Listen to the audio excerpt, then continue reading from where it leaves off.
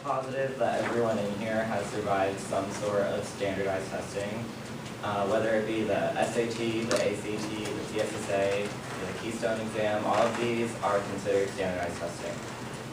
Personally, my high school relied heavily on standardized testing, and it wasn't a secret that they offered incentives to the students that consistently scored higher on them. At one point, it was rumored that they were going to organize the parking lot according to how high you scored on the exams. They gave cafeteria study hall last period to the kids that scored high, so everyone kind of knew if you weren't one of the people that scored higher. These tests have been around since the mid-1800s, and it's time that they are eliminated from the education system because they're unfair, expensive, and not effective. These tests are considered to be unfair for many reasons. Tests specifically like the SAT have been accused for years for being culturally biased. Immigrants from Mexico, Native Americans, and inner-city youth are all at a disadvantage during these tests. They may not understand the question or wording the question, but they actually do know the material, but since it's worded the way it is, they won't answer it correctly. The minority or low-income students are then held back or put in remedial programs when not necessary.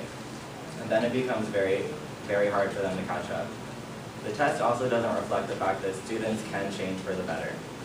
It immediately classifies, labels, and categorizes the students, and then they carry that negative connotation with them throughout their education. Students today not only have to get good grades, but they also have to be good at sports and excel in extracurriculars.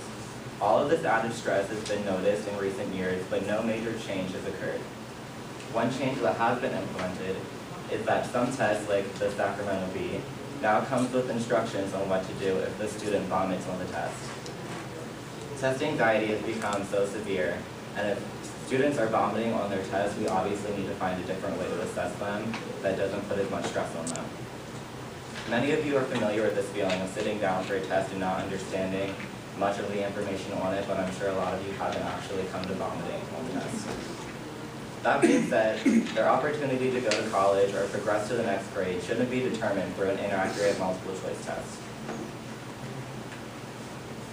There are also students who don't live in the best school district, and then they're punished through their poor learning environments.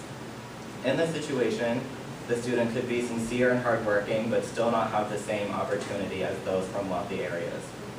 A student should not be penalized because they live by a school that scores low on a test and then in turn receives less funding and more cuts. Besides students, it's also unfair to the teachers.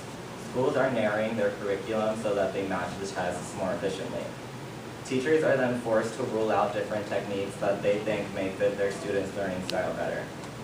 Teachers have to use lectures and quizzes based off of the tailored curriculum and make sure that their students are prepared for the test.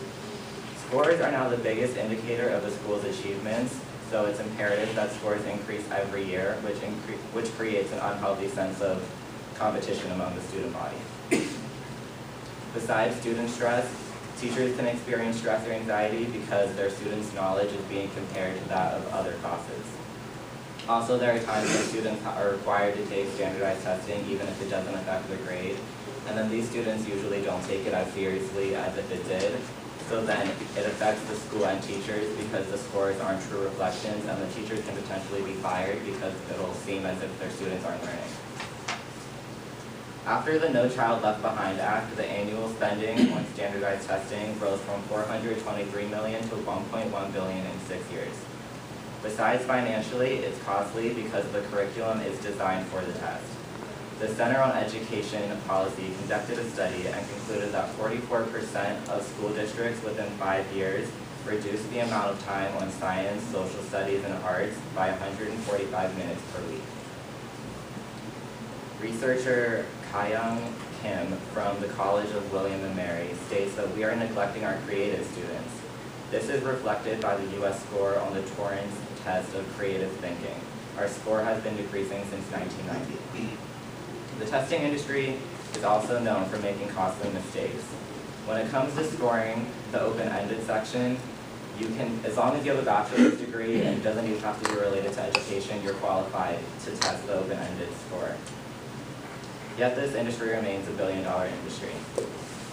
As I stated before, the use of standardized testing increased greatly due to the No Child Left Behind Act. This act mandated that all states must participate in annual testing. The U.S. fell from 18th in the world to math to 31st with a similar decrease in science. These failures are being blamed on rising poverty and poor teaching quality. There are existing techniques that are much better than a multiple choice test.